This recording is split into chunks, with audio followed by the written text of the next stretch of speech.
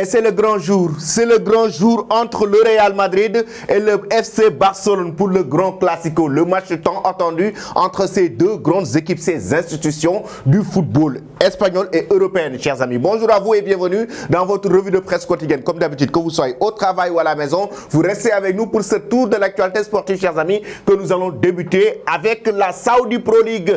Al Ahly de Mendy et Mahrez, il s'illustre, mais Al Hilal l'emporte sur un score de 3-1. Qu'est-ce qui s'est passé dans ce match? C'est Savic qui marque le premier but de la rencontre du côté d'Al Hilal. Et oui, Kalidou Koulibaly a été passeur décisif dans cette rencontre. Chers amis, je rappelle bien que Edouard Mendy a stoppé un penalty et Riyad Mahrez a fait un bon match. Mais c'est Al Hilal qui remporte la rencontre. Pourquoi? Parce que Al Hilal a été plus décisif, Al Hilal a été plus complet, que ce soit sur le plan de l'offensif, sur le plan défensif aussi. Et Al Hilal a remporté une belle victoire face à cette équipe de Al Ahly. Al Ahly qui a fait son possible et qui a su revenir au score, notamment réduit le score en deuxième période. Mais à la dernière minute, but contre son camp, Al Ahly qui prend un autre but, le troisième but d'ailleurs, qui plombe complètement l'équipe d'Edouard Mendy. Et voici donc la belle victoire des hommes de Kalidou Koulibaly, une belle victoire qui permet à cette équipe d'Al Hilal, chers amis, de continuer sa progression et la course pour le classement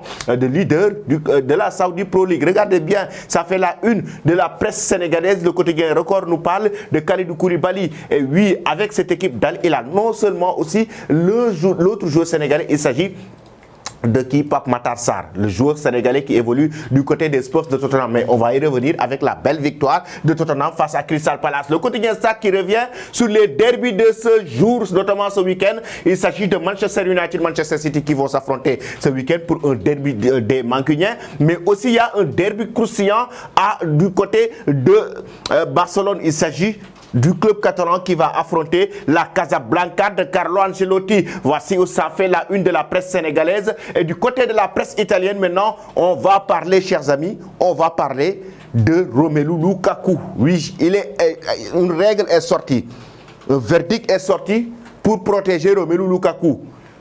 Il est interdit maintenant dans les stades de siffler contre Romelu Lukaku parce qu'il a été sévèrement victime de racisme ces dernières années en Italie. Notamment l'année dernière, où on se rappelle de ce scandale ou de cette polémique qui opposait l'Inter de Milan à la Juventus de Turin. Lukaku qui prend un carton rouge, mais aussi Lukaku qui a été victime de racisme dans cette rencontre. Ça fait la une de Corriere dello Sport et la Gazzetta dello Sport qui en parle. Lukaku actuellement, chers amis, n'a pas le droit, en tout cas les supporters, les équipes adverses n'ont pas le droit de siffler contre Lukaku, sinon il y aura des sanctions très sévères à l'endroit de ses supporters et ce sera la Fédération italienne de football qui prendra ces mesures pour carrément bannir ses supporters du football italien. Regardez bien, la presse anglaise, je vous disais tout à l'heure ici, par rapport à la belle victoire des Spurs de Tottenham avec le joueur Pape Matar Sarr qui s'est illustré. Il a fait un très bon match. Ça fait la une de la presse britannique avec qui Song qui a marqué un but et Song qui est actuellement en forme. Regardez, c'est Tottenham qui est d'ailleurs leader du classement de la Premier League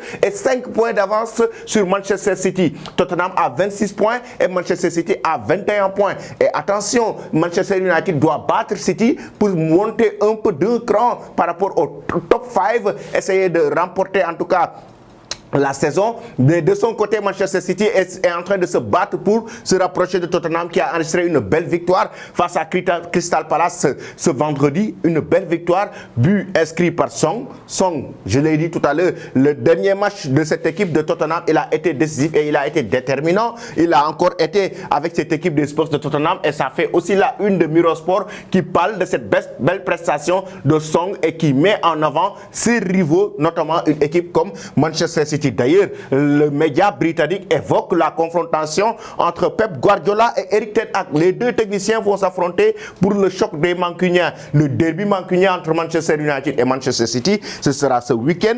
Un derby, certes, Manchester City est favori avec ses victoires et avec son parcours et son expérience. Mais attention aux Mancuniens aussi qui sont capables de faire la différence à tout moment. On l'a vu tout récemment du côté de la Ligue Europa. Qui va remporter maintenant la victoire entre Manchester City et Manchester United? Vous donnez vos avis en commentaire. On va parler du Classico. Le Classico, le Barça et le Real vont s'affronter. Regardez la une de la presse madrilène. Marca qui nous parle de rock in goal. Et de son côté, un Classico con futuro. un classico de futur avec la nouvelle génération barcelonaise et la nouvelle génération madrilène.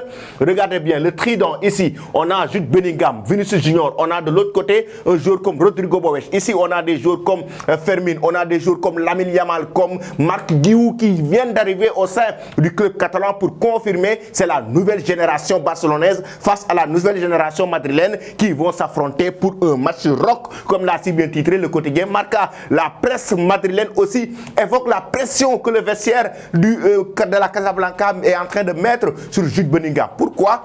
Parce que Toni Kroos a fait une sortie pour dire carrément qu'il a espoir en Jude Bellingham, que le joueur est capable de jouer un très bon match face à cette équipe du FC Barcelone et il est capable de faire la différence. Il a le talent, il a la possibilité, il a la capacité et en même temps il peut permettre à cette équipe du Real Madrid de remporter une belle victoire s'il joue sans pression. Et là c'est le vestiaire d'une manière générale qui porte cet espoir selon le journal Marca sur le joueur anglais Jude Bellingham. Pensez-vous que le Real prendra le dessus? De son côté, la presse catalane, chers amis, qui va dans le même sens, qui parle de rolling Barça, le Barça qui roule actuellement avec sa nouvelle génération face à la génération de Jude Bellingham. Rock and roll, comme l'a si bien titré le quotidien Marca. Ce sera donc un match, chers amis, spectaculaire, un match électrique avec ces deux équipes qui se connaissent très bien dans le passé sur le plan diplomatique et sur le plan sportif. Et João Félix a un gros défi. C'est quoi le défi de João Félix? Il faut gagner au moins le Real Madrid. Suite 8 confrontations. Si vous vous rappelez bien, João Félix est un ancien joueur de l'Atlético Madrid. Il n'a jamais gagné le Real. Sur 8 confrontations, João Félix, maintenant, chers amis, n'a jamais gagné le Real. Et cette fois-ci, il a l'occasion en or de battre le Real Madrid à domicile. Espérons qu'il va le faire. Mais c'est un très gros défi de l'attaquant portugais. Est-ce qu'il va le faire, chers amis? Est-ce que le Barça prendra le dessus face à cette équipe merengue? Vous donnez vos avis en commentaire. Restez connectés sur Afrique Sport pour ne rien rater de l'actualité. Merci et très bonne journée.